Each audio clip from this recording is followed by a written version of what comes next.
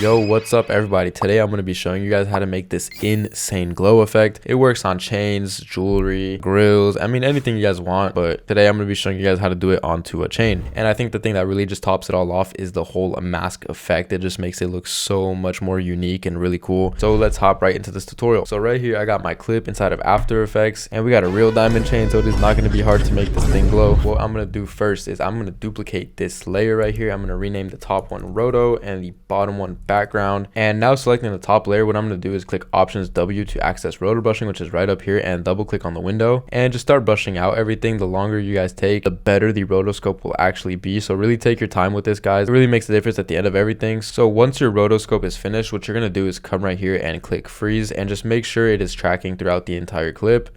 And once that is good, you're going to come back to your composition. The first effect that I'm going to throw onto this is going to be a refine soft matte. I'm going to show you guys what that does. I'm going to uncheck the background and I'm going to uncheck refine soft matte. So this is what it looked like before with just the basic rotoscope, and this is what it looks like with the refine soft matte. Looks a lot cleaner, a lot smoother, but let's get right back to the tutorial. So now what I'm going to do is selecting the rotoscope layer, I'm going to add an effect called deep glow, which is going to look like this. And I'm going to go a couple frames ahead. I'm going to go 1, 2, 3, 4, 5, 6, 7, 8 frames ahead.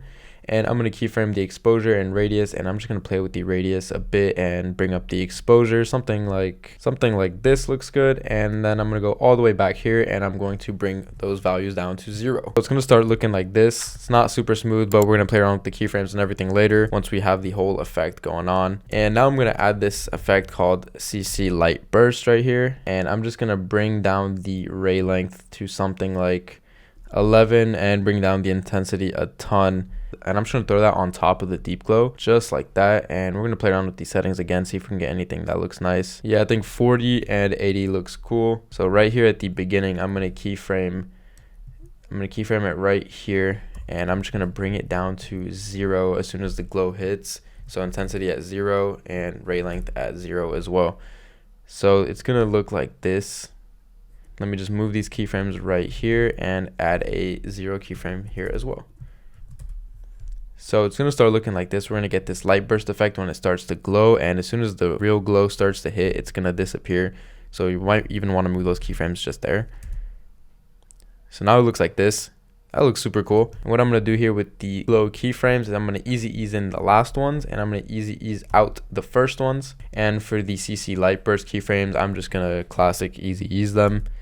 So now we're going to get this kind of effect, and you can even add some flickering to the background or even to the chain itself. So for the background, what I'm going to do is I'm going to add brightness and contrast, and holding options on brightness, it's going to bring up the expressions right here.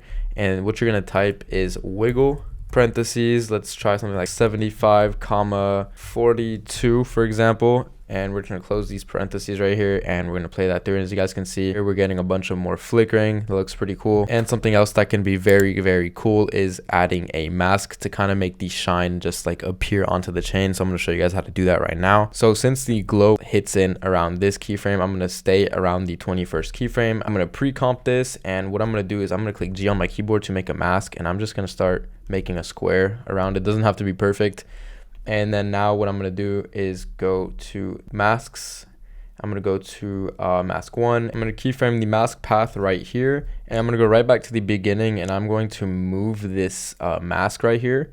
So it's going to start doing this kind of effect, as you guys can see, but it doesn't look super smooth. So we're just going to play around with the mask feather. As you guys can see here, we get these borders that are super weird. So what you got to do is come to mask feather and just crank it up a ton, and now you guys can see there is no line in between the clips. It doesn't look funky. It looks super clean. Grab these keyframes right here now, and I'm going to easy ease them, and I'm going to go to the graph editor. And now basically what you want to do once you're inside the graph editor is just copy the same graph that I'm doing right here, which is going to be this, and just bring this one just like this. So it's going to look like that.